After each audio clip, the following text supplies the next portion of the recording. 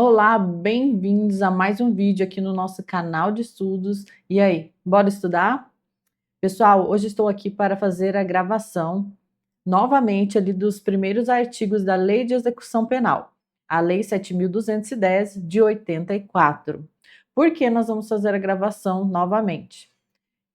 Porque veio a lei antifacção agora, no início de 2026, e incluiu alguns artigos logo ali no início que nós já tínhamos gravado, tá? E é por isso que estamos disponibilizando a nova gravação dessa primeira parte atualizada.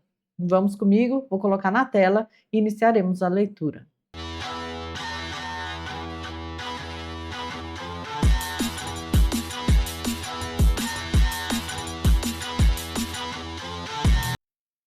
Então, aqui, pessoal, para vocês acompanharem, a fonte é o site do planalto.gov.br.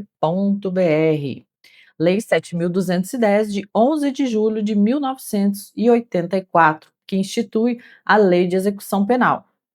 E vamos lá para o título 1, que fala do objeto e da aplicação da lei penal. Muito importante. Artigo 1º, que nos diz: a execução penal tem por objetivo efetivar as disposições de sentença ou decisão criminal e proporcionar condições para a harmônica integração social do condenado e do internado. Artigo 2º.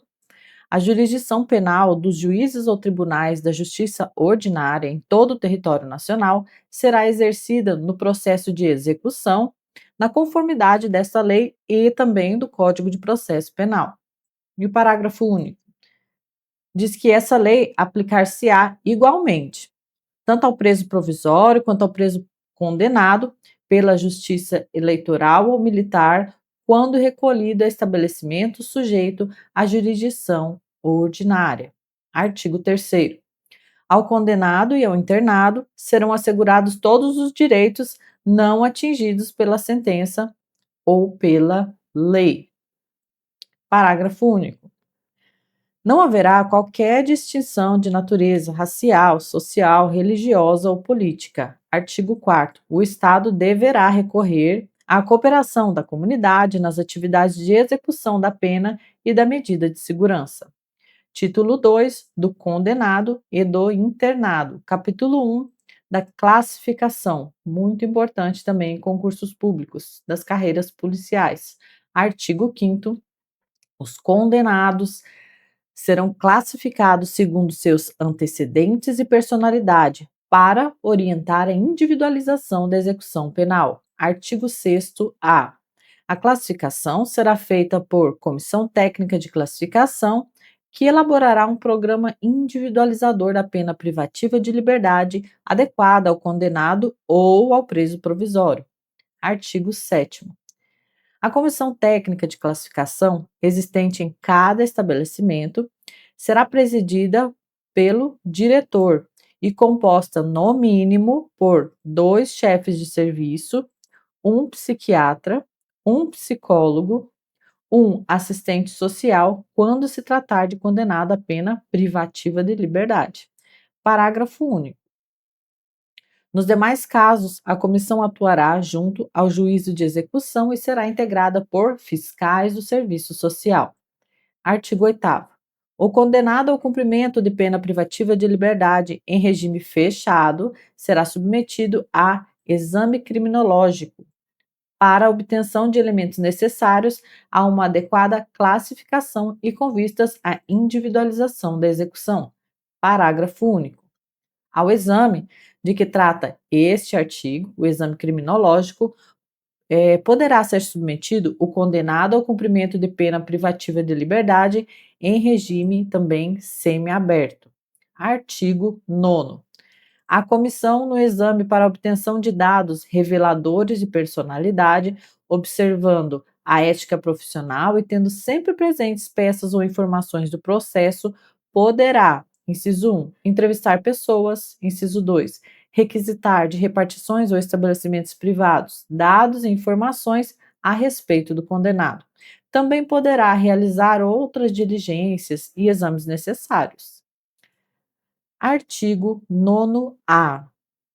Olha só, incluído incluído em 2025.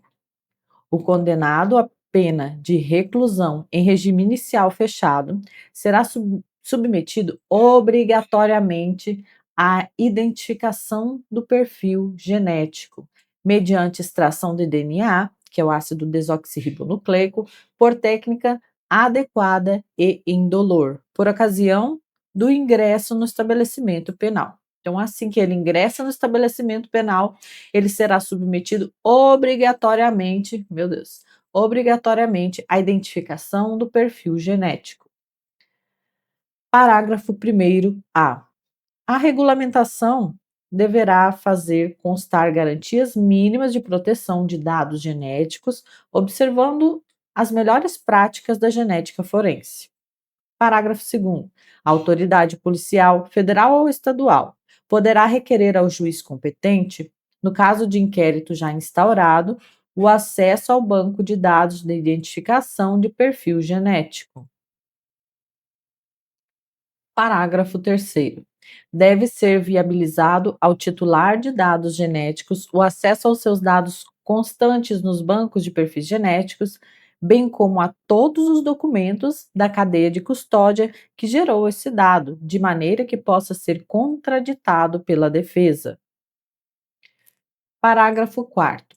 O condenado pelos crimes previstos no caput desse artigo, que não tiver sido submetido, olha só, quem não tiver sido submetido à identificação do perfil genético por ocasião do ingresso no estabelecimento prisional, deverá ser submetido a procedimento durante o cumprimento da pena. Entrou em vigência aqui em 2019. Parágrafo 5º.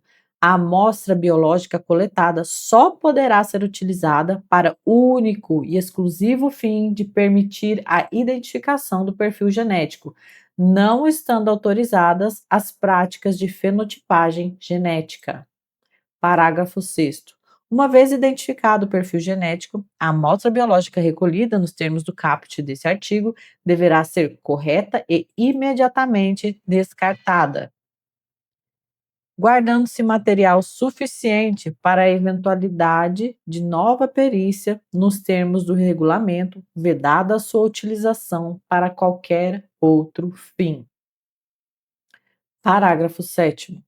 A coleta da amostra biológica será realizada por agente público treinado, olha a redação dada aqui em 2025, e respeitará os procedimentos da cadeia de custódia definidos pela legislação em vigor e complementados pelo órgão de perícia oficial de natureza criminal. Parágrafo 8º. Constitui falta grave a recusa do condenado em submeter-se ao procedimento de identificação do perfil genético. Parágrafo 9º. A elaboração do laudo da amostra biológica coletada nos termos do parágrafo 7º será realizada por perito oficial. Então, o laudo será realizado por perito oficial. Já a coleta da amostra biológica poderá ser realizada por agente público treinado, muito importante lembrar dessa diferença. Parágrafo 10. Nos casos de crimes hediondos e equiparados, o processamento dos vestígios biológicos coletados em locais de crime e corpos de delito e a inclusão dos respectivos perfis genéticos no banco deverão ser realizados, se possível, em até 30 dias contados da recepção da amostra pelo laboratório de DNA. Capítulo 2 da assistência. Disposições gerais. Artigo 10. A assistência ao preso e ao internado é dever do Estado. O objetivo é prevenir o crime e orientar o retorno à convivência em sociedade. Parágrafo único. A assistência também estende-se ao egresso. Artigo 11. A assistência será material, à saúde, jurídica, educacional, social e também religiosa. Como se dá assistência material? Artigo 12. A assistência material ao preso e também ao internado consistirá no fornecimento de alimentação, vestuário e instalações higiênicas. Então, compõe aqui a assistência material, alimentação, vestuário e instalações higiênicas. Artigo 13. O estabelecimento disporá de instalações e serviços que atendam aos presos nas suas necessidades pessoais, além de locais destinados à venda de produtos e objetos permitidos e não fornecidos pela administração. Da assistência à saúde, artigo 14. Assistência à saúde do preso e do internato, ela tem caráter preventivo e curativo. Ela compreenderá o atendimento médico, farmacêutico e odontológico. Então, essa é a assistência à saúde disponibilizada aqui pela LEP. Então, é o atendimento médico, farmacêutico e odontológico. Parágrafo 1º vetado, parágrafo 2º. Quando o estabelecimento penal não estiver aparelhado para prover assistência médica necessária, esta será prestada em outro local, mediante autorização da direção do estabelecimento.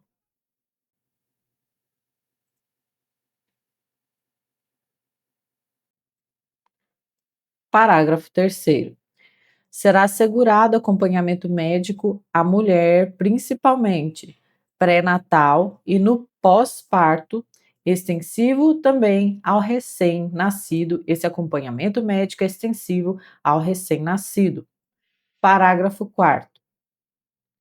Será assegurado tratamento humanitário à mulher grávida durante os atos médico-hospitalares preparatórios para a realização do parto e durante o trabalho de parto, bem como a mulher no período puerpério, cabendo ao poder público promover a assistência integral à sua saúde e também à do recém-nascido.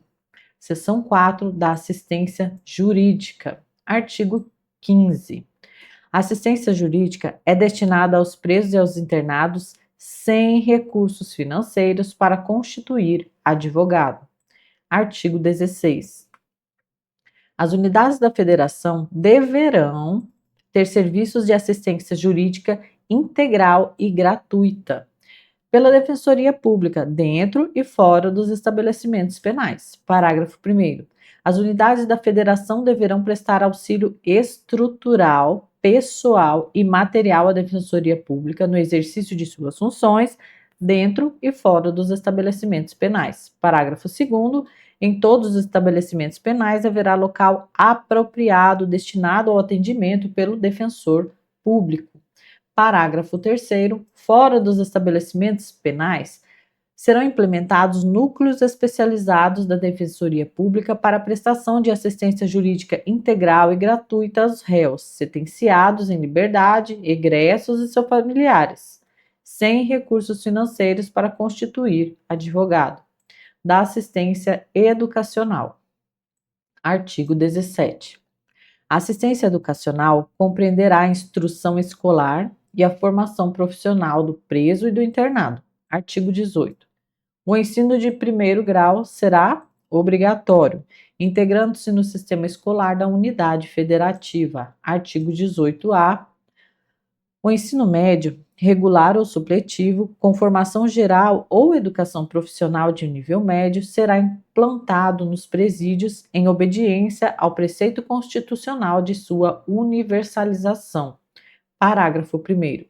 O ensino ministrado aos presos e presas integrar-se-á ao sistema estadual e municipal de ensino e será mantido administrativa e financeiramente com o apoio da União, não só com os recursos destinados à educação, mas pelo Sistema Estadual de Justiça ou Administração Penitenciária. Parágrafo 2º. Os sistemas de ensino oferecerão aos presos e às presas cursos supletivos de educação de jovens e adultos. Parágrafo 3º. A União, os estados, os municípios e o Distrito Federal incluirão em seus programas de educação à distância e de utilização de novas tecnologias de ensino o atendimento aos presos e às presas. Artigo 19. O ensino profissional será ministrado em nível de iniciação ou de aperfeiçoamento técnico. Parágrafo único. A mulher condenada terá ensino profissional adequado à sua condição. Artigo 20. As atividades educacionais podem ser objeto de convênio com entidades públicas ou particulares, que instalem escolas ou ofereçam cursos especializados. Artigo 21.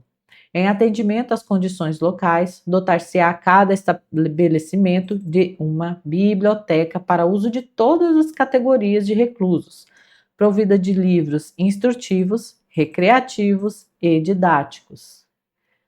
Artigo 21-A. O censo penitenciário deverá apurar: inciso 1, o nível da escolaridade dos presos e das presas; inciso 2, a existência de cursos nos níveis fundamental e médio e o número de presos e presas atendidos; inciso 3, a implementação de cursos profissionais em nível de iniciação ou aperfeiçoamento técnico e o número de presos e presas atendidos; inciso 4, a existência de bibliotecas e as condições de seu acervo; inciso 5, outros dados relevantes para o aprimoramento educacional de presos e presas. Seção 6 da Assistência Social. Artigo 22. A assistência social tem por finalidade amparar o preso internado e prepará-los para o retorno à liberdade. Artigo 23. Incumbe ao Serviço de Assistência Social, inciso 1, conhecer os resultados dos diagnósticos ou exames. Também incumbe à assistência social relatar por escrito ao diretor do estabelecimento os problemas e as dificuldades enfrentadas pelo assistido. Inciso 3. Acompanhar o resultado das permissões de saída e das saídas temporárias. 4. Promover no estabelecimento, pelos meios disponíveis, a recreação. Inciso 5. Promover a orientação do assistido na fase final do cumprimento da pena e do liberando, de modo a facilitar o seu retorno à liberdade. Inciso 6. Providenciar a obtenção de documentos, dos benefícios da Previdência Social e do seguro por acidente no trabalho. Inciso 7. Orientar e amparar, quando necessário, a família do preso, do internado e da vítima. Seção 7 da Assistência Religiosa. Artigo 24. A assistência religiosa, com liberdade de culto, será prestada aos presos e aos internados, permitindo-se-lhes a participação nos serviços organizados no estabelecimento penal, bem como a posse de livros de instrução religiosa. Parágrafo 1º. No estabelecimento haverá local apropriado para os cultos religiosos. Parágrafo 2º. Nenhum preso ou internado poderá ser obrigado a participar de atividade religiosa. Seção 8 da Assistência ao Egresso. Artigo 25. A assistência ao egresso consiste, inciso 1, na orientação e apoio para reintegrá-lo à vida em liberdade; inciso 2, na concessão, se necessário, de alojamento e alimentação em estabelecimento adequado pelo prazo de 2 meses. Parágrafo único. O prazo estabelecido aqui no inciso 2, de 2 meses, poderá ser prorrogado uma única vez, comprovado por declaração do assistente social o empenho na obtenção de emprego. Artigo 26. Considera-se egresso. Agora, quem que é o egresso para os efeitos dessa lei? 1. O liberado definitivo pelo prazo ali de 1 ano, a contar da saída dele do estabelecimento penal. Inciso 2. Considera-se como egresso o liberado condicional durante o período de prova. Artigo 27. O Serviço de Assistência Social colaborará com o egresso para a obtenção de trabalho. Capítulo 3, então vamos ver aqui do trabalho, suas disposições gerais. Artigo 28. O trabalho do condenado, como dever social e condição de dignidade humana, terá finalidade educativa e produtiva. Então, a finalidade aqui do trabalho é educativa e produtiva. Parágrafo 1º. Aplicam-se à organização e aos métodos de trabalho as precauções relativas à segurança e à higiene. Parágrafo 2º. O trabalho do preso não está sujeito ao regime de consolidação das leis de trabalho. Artigo 29. O trabalho do preso será remunerado mediante prévia tabela, não podendo ser inferior a 3/4 do salário mínimo. Não pode ser inferior, gente, a 3/4. Parágrafo 1º. O produto da remuneração pelo trabalho deverá atender a indenização dos danos causados pelo crime, desde que determinados judicialmente e não reparados por outros meios. B. A assistência à família. C. A pequenas despesas pessoais. D. Ao ressarcimento ao Estado das despesas realizadas com a manutenção do condenado, em proporção a ser fixada e sem prejuízo da destinação previstas nas letras anteriores. Parágrafo 2º. Ressaltadas outras aplicações legais, será depositada a parte restante para a constituição do pecúlio em caderneta de poupança, que será entregue ao condenado quando posto em liberdade. Artigo 30. As tarefas executadas como prestação de serviço à comunidade, essas não serão remuneradas. Lembre-se que quando for prestação de serviço à comunidade, não será remunerado. Trabalho interno. Artigo 31. O condenado à pena privativa de liberdade está obrigado ao trabalho na medida de suas aptidões e capacidades. Parágrafo único. Para o preso provisório, o trabalho não é obrigatório e só poderá ser executado no interior do estabelecimento, caso queira. Artigo 32. Na atribuição do trabalho deverão ser levadas em conta a habilitação, a condição pessoal e as necessidades futuras do preso, bem como as oportunidades oferecidas pelo mercado. Parágrafo 1º. Deverá ser limitado, tanto quanto possível, o artesanato sem expressão econômica, salvo ali nas regiões de turismo. Parágrafo 2º. Os maiores de 60 anos poderão solicitar ocupação adequada à sua idade. Parágrafo 3º. Os doentes ou deficientes físicos somente exercerão atividades apropriadas ao seu estado. Artigo 33. A jornada normal de trabalho não será inferior a 6, nem superior a 8 horas, com descanso aos domingos e feriados. Parágrafo único. Poderá ser atribuído horário especial de trabalho aos presos designados para o serviço de conservação e manutenção do estabelecimento penal. Artigo 34. O trabalho poderá ser gerenciado por fundação ou empresa pública com autonomia administrativa e terá por objetivo formação profissional do condenado. Parágrafo 1º. Nessa hipótese, incumbirá a entidade gerenciadora promover e supervisionar a produção com critérios e métodos empresariais, encarregar-se de sua comercialização, bem como suportar despesas, inclusive pagamento de remuneração adequada. Parágrafo 2º. Os governos federal, estadual e municipal poderão celebrar convênio com a iniciativa privada para implantação de oficinas de trabalho referentes a setores de apoio dos presídios. Artigo 35. Os órgãos da administração direta ou indireta da União, Estados, Território, Distrito Federal e dos municípios adquirirão, com dispensa de concorrência pública, os bens ou produtos do trabalho prisional, sempre que não for possível ou recomendável realizar-se a venda a particulares. Parágrafo único. Todas as importâncias arrecadadas com as vendas reverterão em favor da fundação ou empresa pública a que alude o artigo anterior ou na sua falta do estabelecimento penal. Seção 3 do trabalho externo.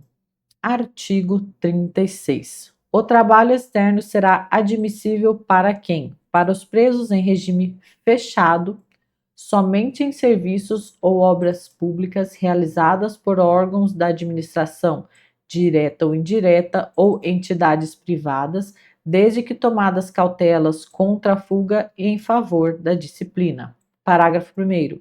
O limite máximo do número de presos será de 10% do total de empregados nessa obra. Parágrafo 2º. Caberá ao órgão da administração, à entidade ou à empresa empreiteira, a remuneração desse trabalho. Parágrafo 3º. A prestação de trabalho à entidade privada depende do consentimento expresso do preso, então, quando for aqui entidade privada. Artigo 37. A prestação de trabalho externo a ser autorizada pela direção do estabelecimento dependerá de aptidão, disciplina e responsabilidade. Além de tudo, tem aqui o dever de cumprimento mínimo de 1/6 da pena para a prestação aqui, então, do trabalho externo. Parágrafo único. Revogar-se-á a autorização do trabalho externo ao preso que vier a praticar fato definido como crime ou for punido por falta grave ou tiver comportamento contrário aos requisitos estabelecidos nesse artigo. Capítulo 4, dos deveres, dos direitos e da disciplina. Começando aqui no artigo 38, dos deveres. Artigo 38. Cumpre ao condenado, além das obrigações legais inerentes ao seu estado, submeter-se às normas de execução da pena. Artigo 39. Constituem deveres do condenado. Vamos lá ver os deveres deles aqui na Lei de Execução Penal. Inciso 1. Comportamento disciplinado e cumprimento fiel da sentença. 2. Obediência ao servidor e respeito a qualquer pessoa com quem deva relacionar-se. 3. Urbanidade e respeito no trato com os demais condenados. 4. Conduta oposta aos movimentos individuais ou coletivos de fuga ou de subversão à ordem ou à disciplina. 5. Execução do trabalho, das tarefas e das ordens recebidas. 6. Submissão à sanção disciplinar imposta. 7. Indenização à vítima ou aos seus sucessores. 8. Indenização ao Estado, quando possível, das despesas realizadas com a sua manutenção, mediante desconto proporcional da remuneração do trabalho.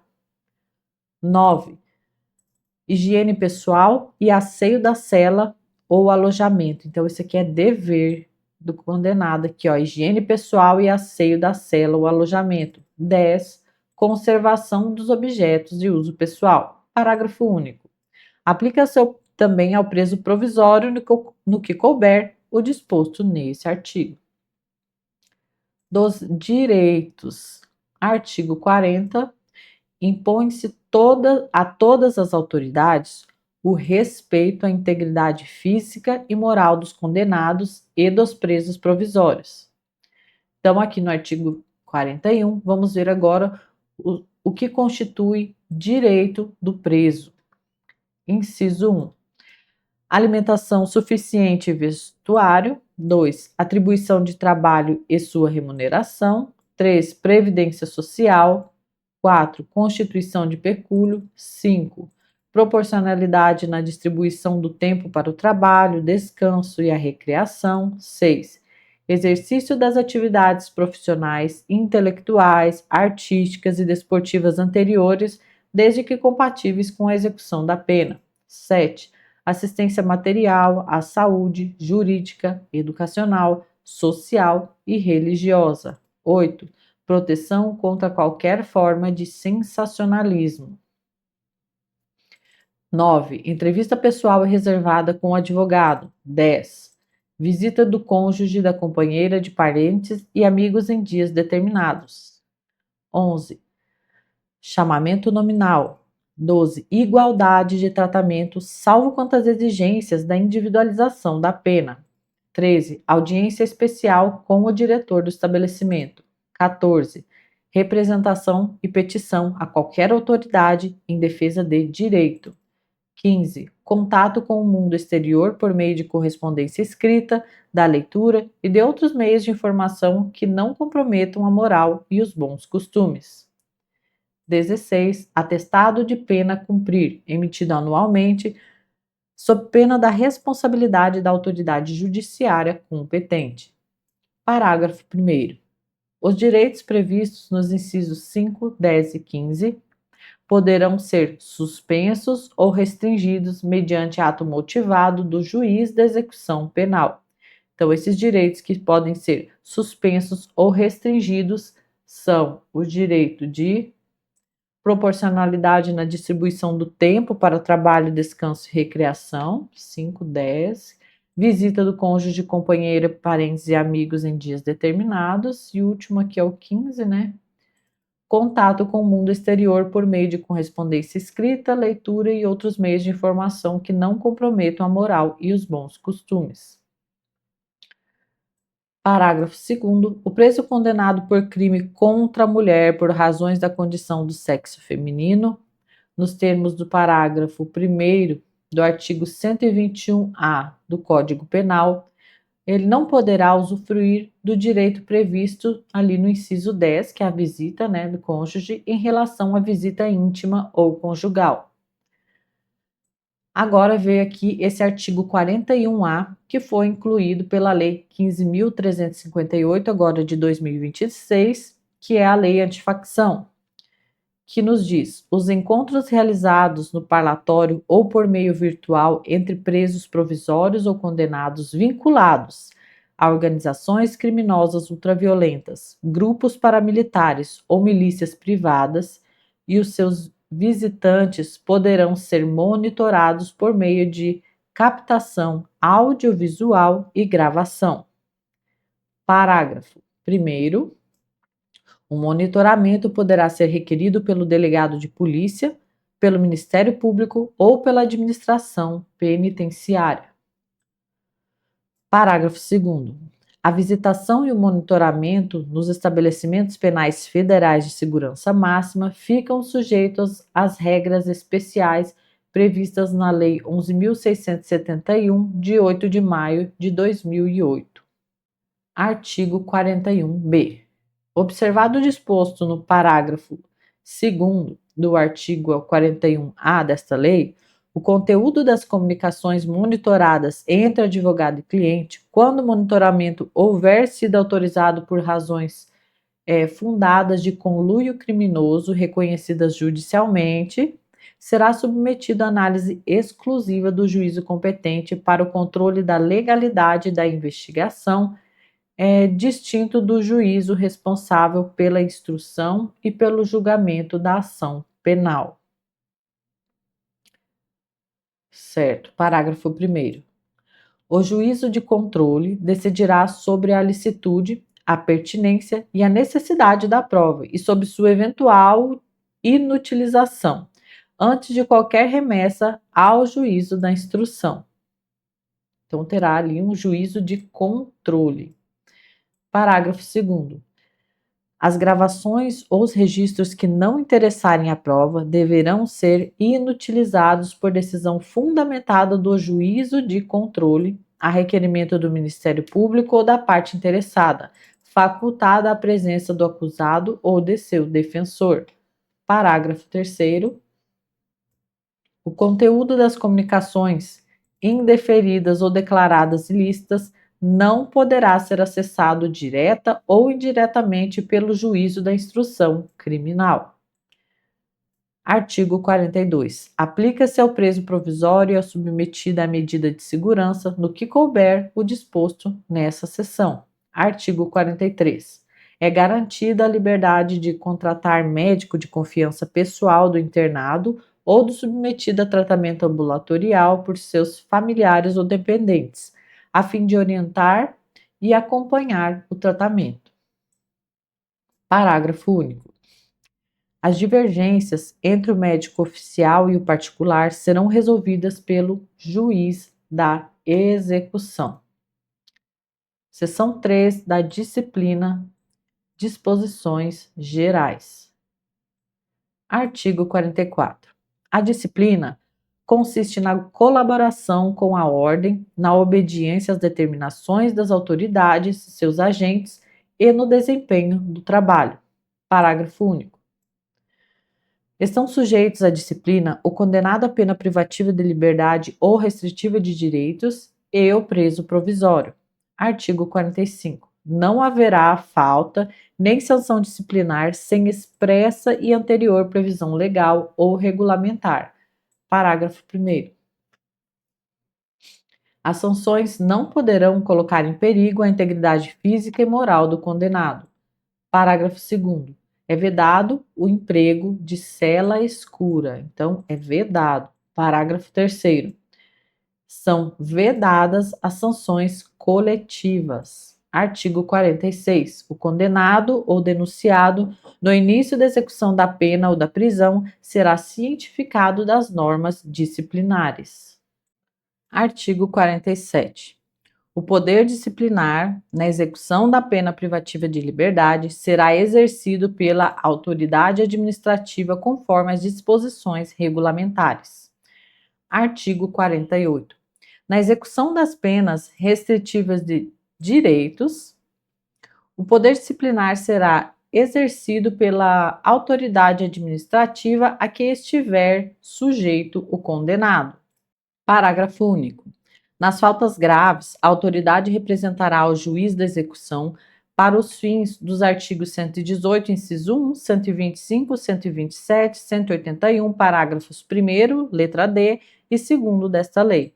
Subseção 2 das faltas disciplinares. Artigo 49. As faltas disciplinares classificam-se em leves, médias e graves. A legislação local especificará as leves e médias, bem assim as respectivas sanções. Parágrafo único. Pune-se a tentativa com a sanção correspondente à falta consumada. Artigo 50.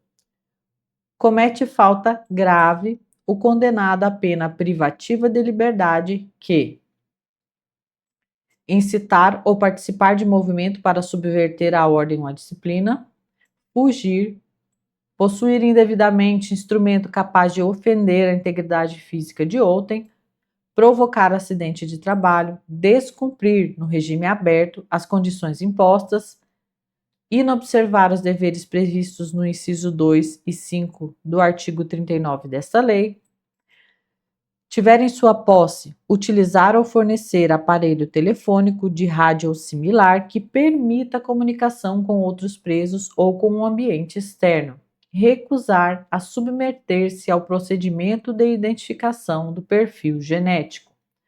Parágrafo único. O disposto nesse artigo aplica-se, no que couber, ao preso provisório. Artigo 51. Comete falta grave condenado a pena restritiva de direitos que... Agora é o condenado a pena restritiva de direitos. No outro artigo era a pena restritiva de liberdade. Então vamos lá. Comete falta grave o condenado a pena restritiva de direitos que descumprir injustificadamente a restrição imposta, que retardar injustificadamente o cumprimento da obrigação imposta e que inobservar os deveres previstos nos incisos 2 e 5 do artigo 39 desta lei. Artigo 52. A prática de fato previsto como crime doloso constitui falta grave. E quando ocasionar subversão da ordem ou disciplina internas, sujeitará o preso provisório ou condenado, sendo ele nacional ou estrangeiro, sem prejuízo da sanção penal, ao regime disciplinar diferenciado, com as seguintes características. Vamos ver agora aqui uma característica do regime especial, muito cobrado em provas, que é o regime disciplinar diferenciado. Então, as características dele são que ele tem a duração máxima de até 2 anos, sem prejuízo de repetição da sanção por nova falta grave da mesma espécie. Inciso 2. O recolhimento é em cela individual, as visitas são quinzenais e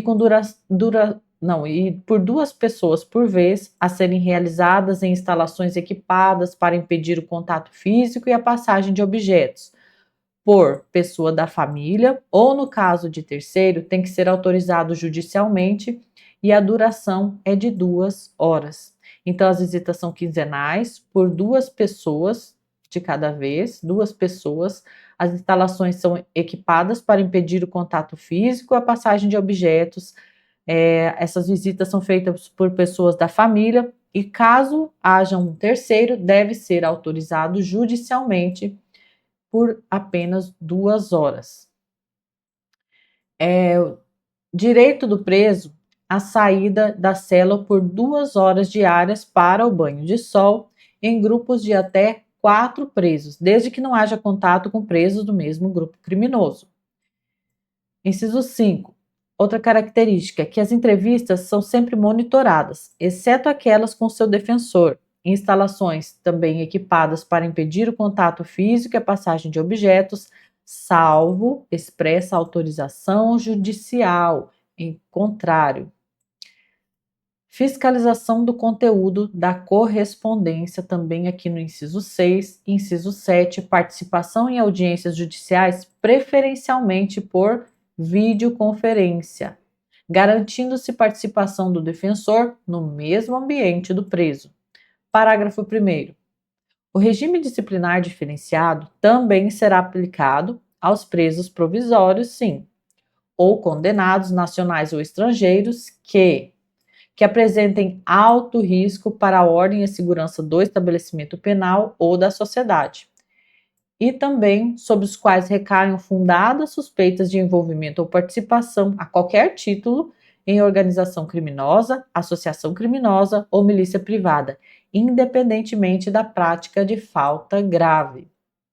Parágrafo 2º foi revogado. Parágrafo 3º.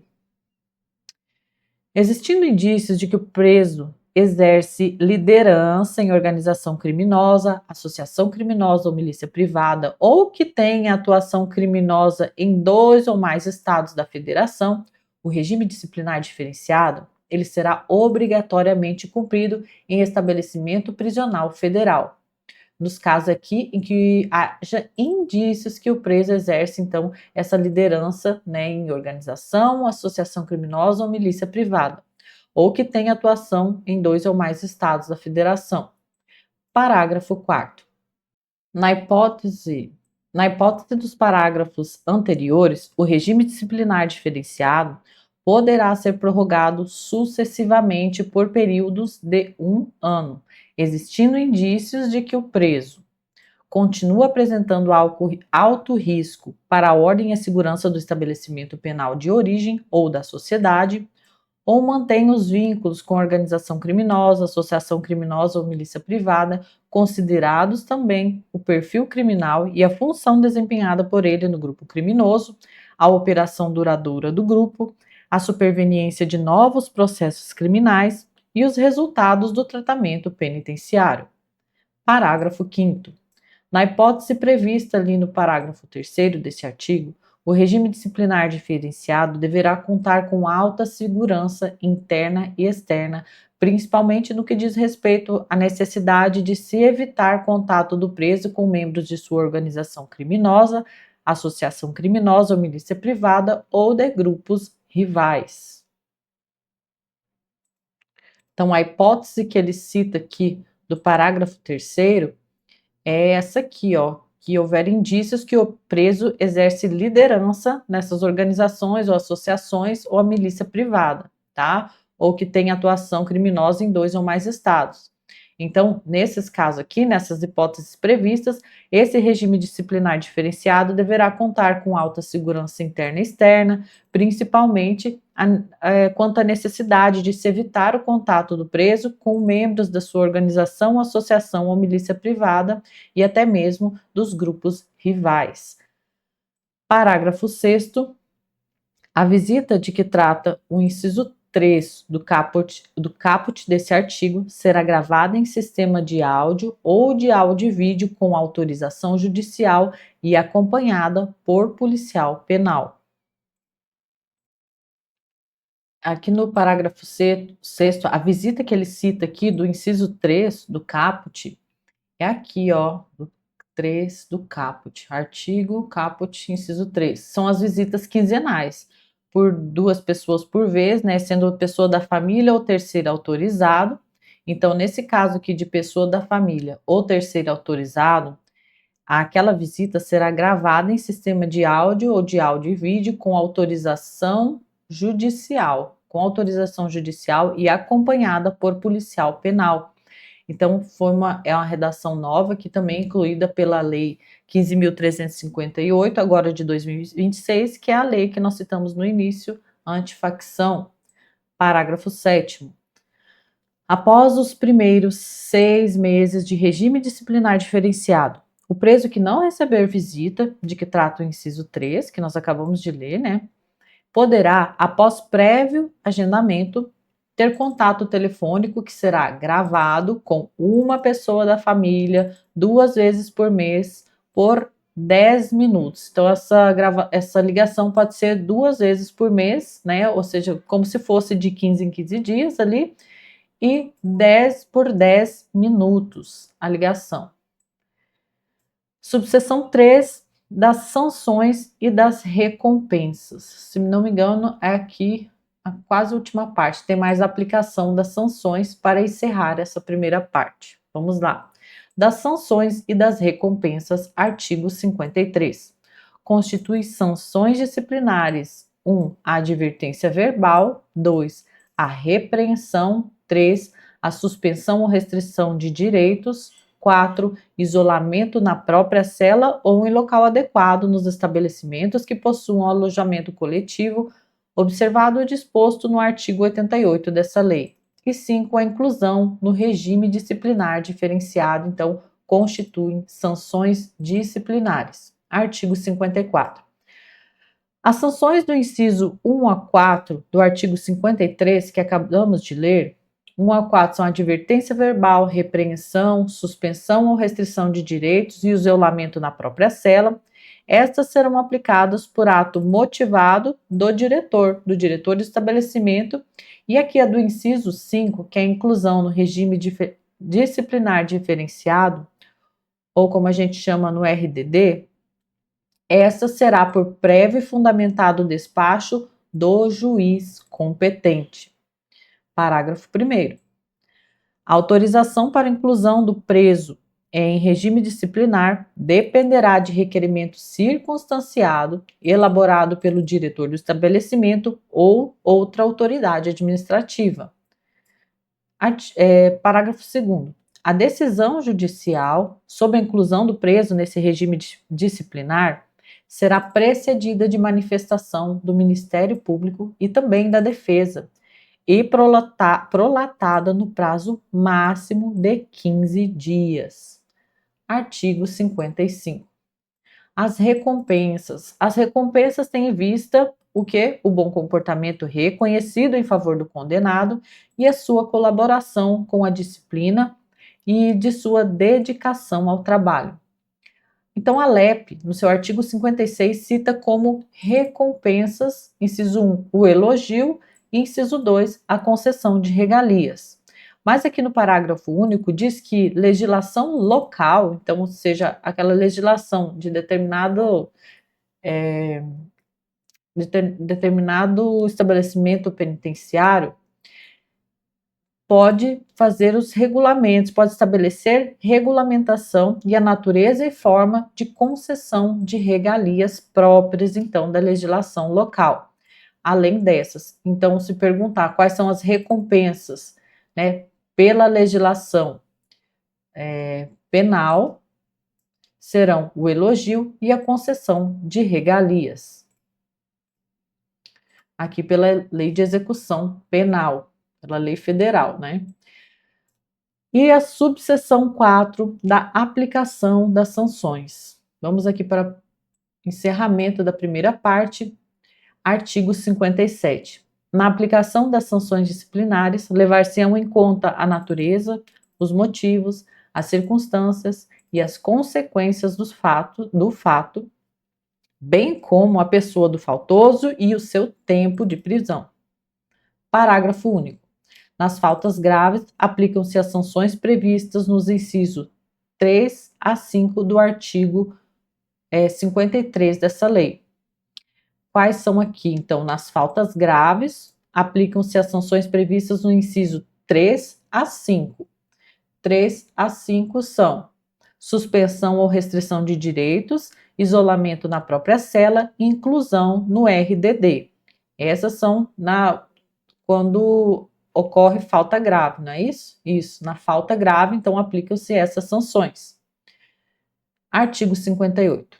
O isolamento, a suspensão e a restrição de direitos, elas não poderão exceder 30 dias, ressalvada a hipótese do regime disciplinar diferenciado, que esse não é o prazo de 30 dias, né, gente, como nós já lemos. Parágrafo único, o isolamento será sempre comunicado ao juiz da execução.